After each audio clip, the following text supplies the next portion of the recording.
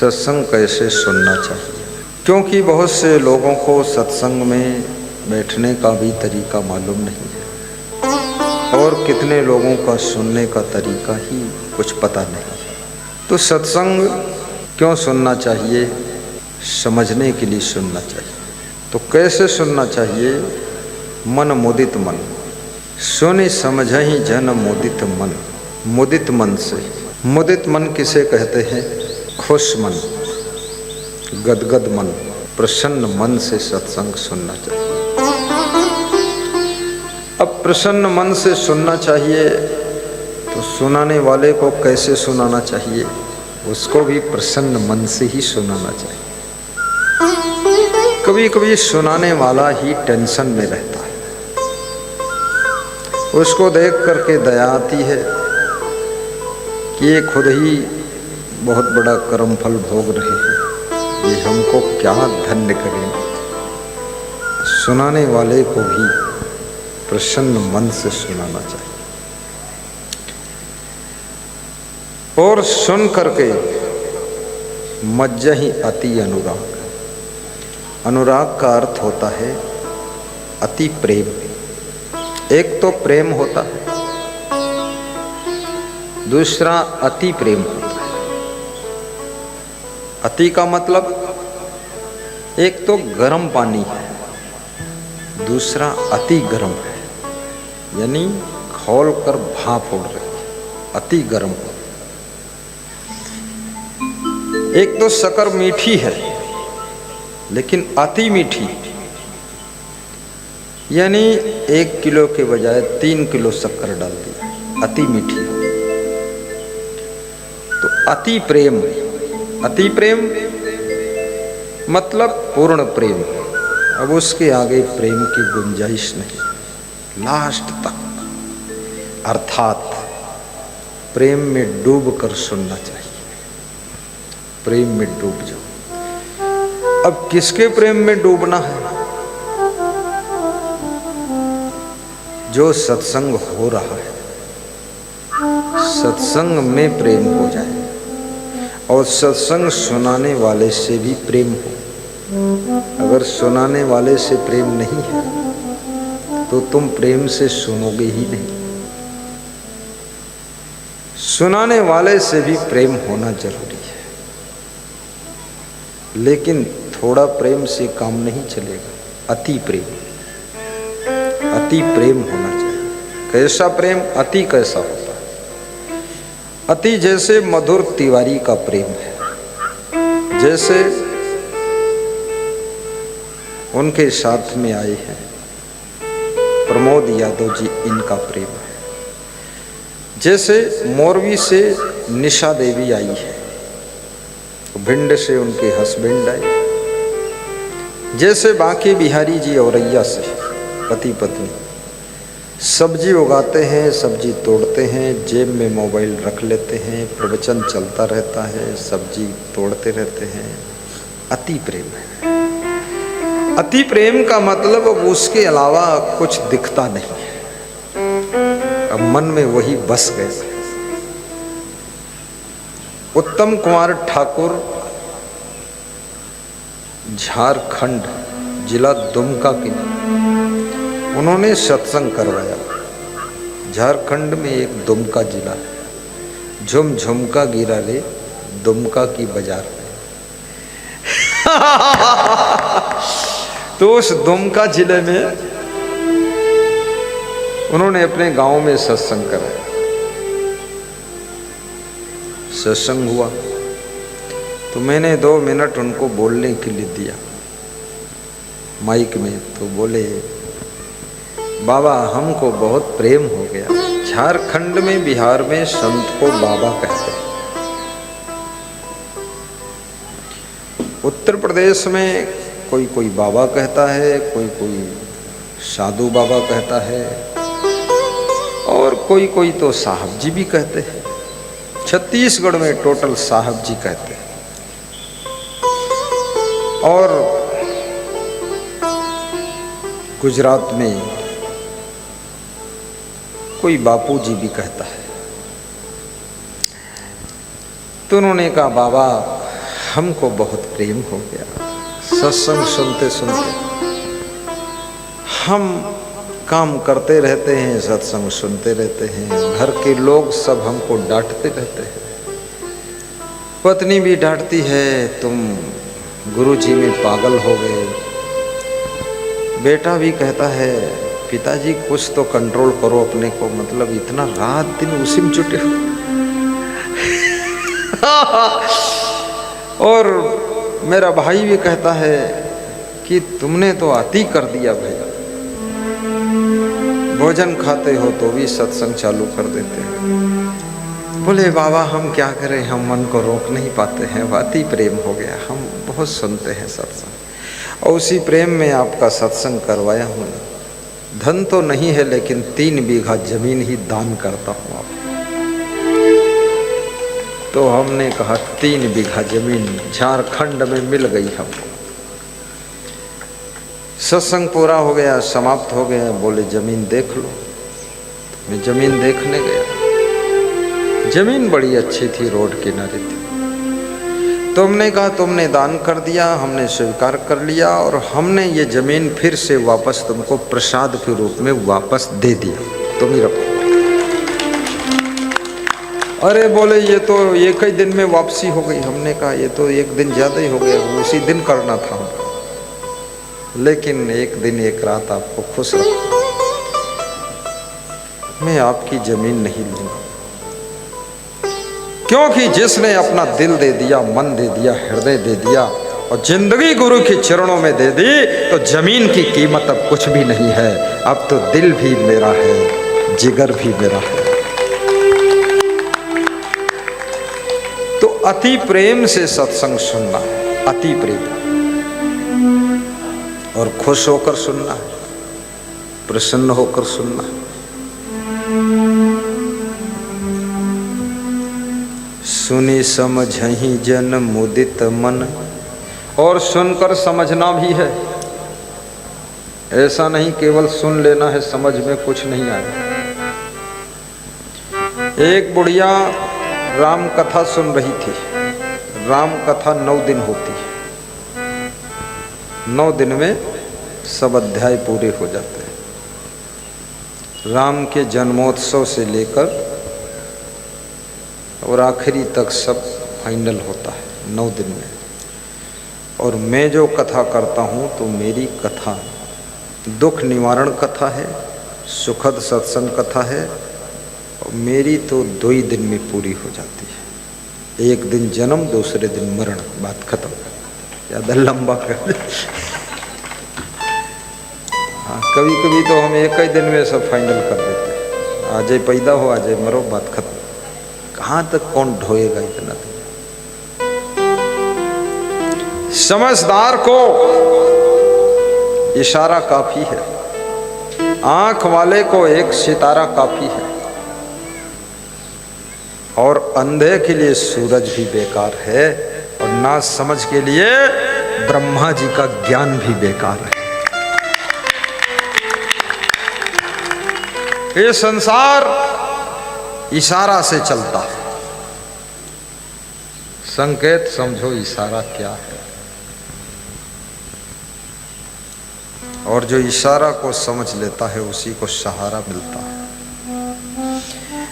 तो 9 दिन राम कथा चल रही थी, बुढ़िया सुन रही थी। लास्ट दिन जो कथाकार सुना रहा था वो पंडित जी थे, वो भी गृहस्थ आश्रम में रहते थे। तो पंडित जी ने उस बुढ़िया से पूछा, बूढ़ी माँ 9 दिन से लगातार तुम कथा सुन रही हो, कुछ समझ में आया? तो इस बुढ़िया ने कहा सब कुछ समझ में आया, लेकिन एक बात समझ में नहीं आई। बोले क्या? बोले सीता हिरणी हो गई थी तो फिर से स्त्री बनी कि नहीं बनी? पंडित ने अपना माथा पीट लिया। सीता का हरण हुआ था ना, सीता हरण हुआ। उसने सोचा कि सीता हिरणी हो गई, मतलब स्त्री से हिरणी बन गए, जानवर, हिरण हिरणी। तो हिरणी से फिर से स्त्री भय कि नहीं भय? पंडित ने कहा 12 वर्ष प्रबोधा और रहा लोध का लोधा, समझ में कुछ आई नहीं। अब समझने की कोशिश करो कि गुरु क्या समझा रहा है। अभी पूज्य श्री रतन साहिब जी समझा रहे थे कि सुनो भी और उसको जीवन में उतारो भी, और सत्संग में जाओ भी, और सत्संग से कुछ सीख करके लौटो, और सत्संग सुनने के बाद कुछ दक्षिणा भी दो। उत्तर प्रदेश में दक्षिणा देने की परंपरा बहुत कम है। उत्तर प्रदेश में यदि आरती में से कुछ दक्षिणा वापस मिल जाए तो लोग खुश होते हैं कि आरती की थाल में से थोड़े नोट निकाल के जेब में रख लूं, ये महाप्रसाद है, अपने घर ले चलो। उत्तर प्रदेश का आदमी बड़ा बुद्धिमान होता है, खिलाड़ी होता है, चतुर होता है। एक पंडित जी मुझको मिले, बह रहे थे कि मैं कई प्रदेशों में घूमा हूँ और उत्तर प्रदेश का निवासी हूँ, लेकिन उत्तर प्रदेश में जिस तरह के लोग मिले ऐसे लोग कहीं नहीं मिले। तो हमने कहा उत्तर प्रदेश के लोग किस तरह के हैं? बोले बहुत पाजी लोग हैं। हमने कहा पाजी? पाजी क्या होता है? बोले पुरानी भाषा है, बहुत नालायक लोग। तो हमने कहा क्या नालायक है? नालायक कैसे हैं? राम उत्तर प्रदेश में हुए, कृष्ण उत्तर प्रदेश में, कबीर उत्तर प्रदेश में, तुलसी उत्तर प्रदेश में, रैदास उत्तर प्रदेश में, परशुराम भगवान उत्तर प्रदेश में, सारे देवी देवता सब उत्तर प्रदेश में। ये नालायक, बोले इन्हीं नालायकों के कारण उनको अवतार लेना पड़ा। ये पाजी लोग। लेकिन उत्तर प्रदेश की धरती, याद रखना, मैं इसकी निंदा नहीं करना चाहता। यहां पर जो अच्छा है वो इतना अच्छा है उसको कोई बिगाड़ नहीं सकता है, और जो बुरा है इतना बुरा है कि उसको सुधारना भी बहुत मुश्किल है।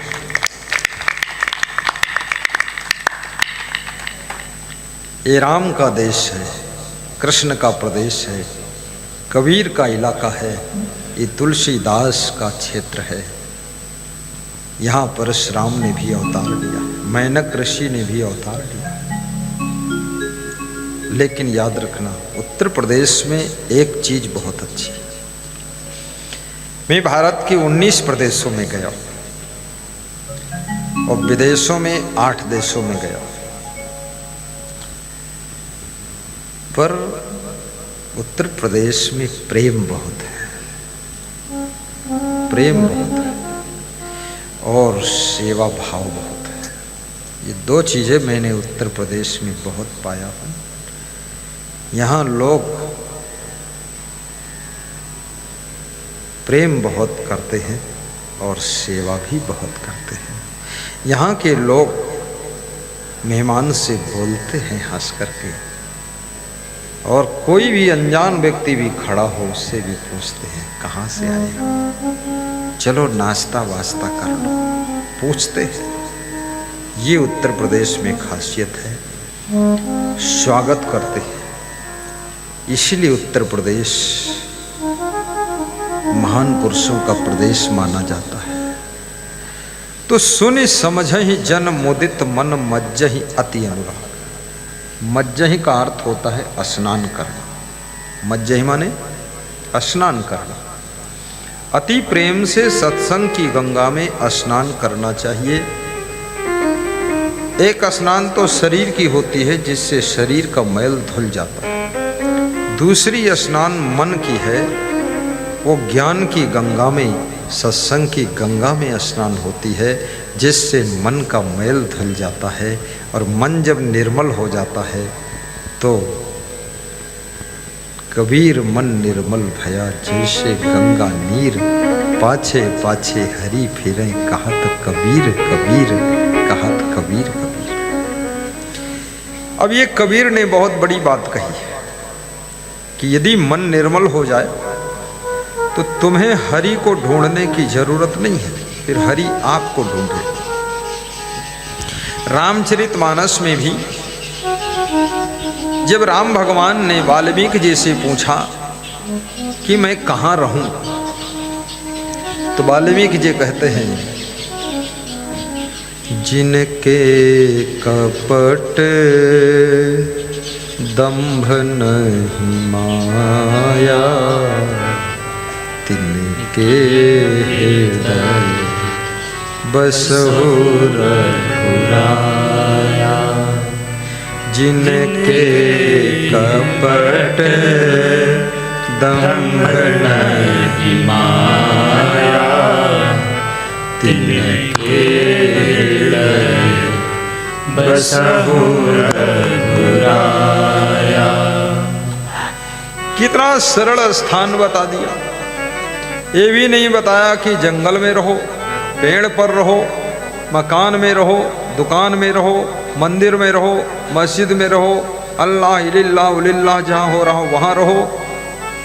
यहाँ रघुपति राघव राजा राम, सीताराम सीताराम, गोल गप्पे राम, गंगा राम, कुछ नहीं, केवल निर्मल मन। निर्मल मन की उपलब्धि आसान नहीं है। कहना आसान, सुनना आसान, लिखना आसान, बोलना आसान, पर निर्मल मन होना बहुत कठिन है। लोगों का खान पान भी निर्मल नहीं है, व्यवहार निर्मल नहीं है, विचार निर्मल नहीं है, स्वभाव निर्मल नहीं है, चरित्र निर्मल नहीं है। ये मन निर्मल कैसे होगा? और मन निर्मल अगर करना चाहते हो, एक ही उपाय,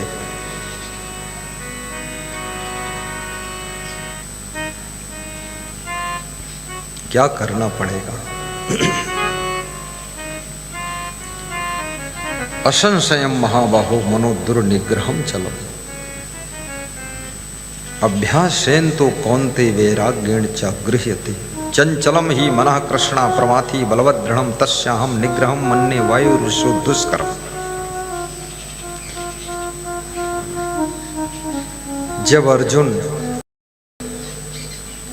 श्री कृष्ण भगवान के साथ में रह रहे हैं, अर्जुन निष्कपट हृदय का भक्त है, भगवान से छुपाता नहीं है। कृष्ण से हाथ जोड़कर अर्जुन कहता है, अर्जुन वाच, अर्जुन बोले कि हे भगवान, मेरा मन बड़ा चंचल है। जैसे वायु को वश में करना कठिन है, ऐसे इस मन को वश में करना मेरे लिए बहुत कठिन है। ये बात कहना ही कठिन है, स्वीकारना कठिन है, बोलना ही कठिन है कि मेरा मन चंचल है। क्या यहाँ जितने लोग बैठे हैं सबका मन अचल हो गया, निश्चल हो गया? नहीं, लेकिन कहने की हिम्मत भी नहीं, क्योंकि कहेंगे तो इज्जत का भी सवाल, और नहीं कहेंगे तो जैसा है तैसा है, लेकिन इज्जत तो बच गई।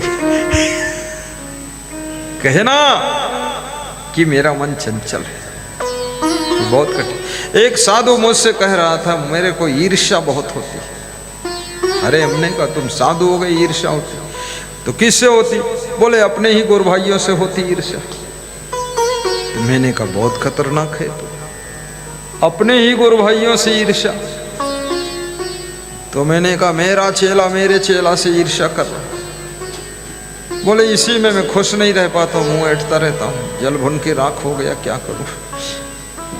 ईर्ष्या, जलन, खलन, ये बहुत बड़ी बीमारी है। ईर्ष्या करने में, जलन करने में महिलाओं ने 55% बाजी मारी है और पुरुषों ने 45% और साधुओं ने 90%। अरे साधु, भगवान बचाए इससे। मैं तो सच बात बताता हूं, कुछ साधुओं में भी ऐसे लोग हैं, जब कोई साधु उन्नति करने लग जाता है तो उनके सीने पर सांप लौटने लग जाते हैं। ये तो महान संत हैं श्री रतन साहिब जी, पूज्य रतन साहिब जी स्वामी जी, साधारण नहीं है। ये तुम्हारे गांव में जन्म लिए, गांव में पले पोसे, गांव में स्कूल खोला, गांव में आश्रम बनाया, तुम्हारे साथ घूमते रहते, नहाते रहते, कहीं पीठ खोले हुए हैं। तुम सोच रहे ऐसे ये नहीं, दिल के बहुत निर्मल हैं, पवित्र हैं, कमल हैं, धवल हैं, क्योंकि उनकी गद्दी दूसरी है और मेरी गद्दी दूसरी है। दूसरी और तीसरी गद्दी का भेद छोड़ करके और मुझे बुलाकर ककरैया में सत्संग की वर्षा करवाते। ये वही कर सकता है जिसके अंदर ईर्ष्या जड़ मूल से नष्ट हो गई। अन्यथा सोचेगा अरे असंग साहब तो विशाल देव वाले हैं, क्षमा देव वाले हैं, लखीमपुर वाले हैं, जाने दो वाले साले इधर उधर गाली भी दे देंगे। लेकिन नहीं, सब छोड़ दिया उन्होंने कि चाहे जहां के हो, शक्कर किसी खेत के गन्ने की बनी हो, हम उसको दूध में डालकर घोलकर पी लेते हैं, और घी किसी भी भैंस का हो उसको लेकर चम्मच से दाल में डालकर खा लेते हैं, और टमाटर किसी भी खेत का हो सब्जी बनाकर खा लेते हैं। तो असंग देव चाहे जहां के हो, इनके ज्ञान का हम लोग प्रयोग करके कल्याण क्षेत्र का कर देंगे। तालियां बजती तो हैं लेकिन अधमरी है। तुम लोगों को भी ईर्ष्या है इसीलिए ना हंसते हो ना ताली बजाते हो, अंदर अंदर जल भुन के राख हो गए लोग। अरे तुम्हें क्या लफड़ा है, बजाओ ताली, जोर से बजाओ, बस बंद करो। मैं छोटा था, 22 साल का, तो सत्संग कर रहा था लखनऊ में। तो मुझे शर्म लग रही थी, संकोच लग रहा था, लज्जा लग रही थी। पहला पहला मौका था, प्रैक्टिस थी नहीं। तो पद्मासन में बैठा था पलथी मार के। तो आदमी शर्माए जाते हैं तो अपने पाँव के अंगूठा भी मरोड़ा करते। तो हम अंगूठा अपने पाँव के ऐठित रहने, मरोड़ित रहने, वही हम जुटे रहे, क्योंकि शर्मन मारे खा करें। तो एक साधु पीछे बैठा था, पुराना साधु था, उम्रदार था।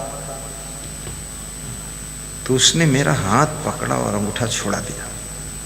तो हम पीछे मुड़ के देखे, बोले मुड़ के मत देखो, अंगूठा मत पकड़ो, ठीक से प्रवचन करो, एक दिन तुम एक नंबर के संत बनोगे, इसलिए इधर देखना मत, अंगूठा पकड़ना मत। हम इसीलिए बैठे अंगूठा पकड़े न देवे।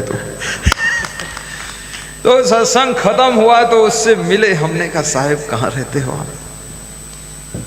बोले आता पता की जरूरत नहीं, अंगूठा न पकड़ो, प्रवचन सुनावा करो। तब से वो साधु का दर्शन नहीं हुआ। अगर होता दर्शन तो मैं उसको 1 लाख दक्षिणा देता। पता नहीं कहाँ का था, लेकिन उसका मन निर्मल था, उसके मन में ईर्ष्या नहीं थी। मैं तो छोटा था, वो 60 साल का था। उसके मन में था चलो ये संत अगर आगे बढ़ रहा है तो इस पंथ का चमत्कार करेगा, ज्ञान फैलाएगा, इसको आगे बढ़ने।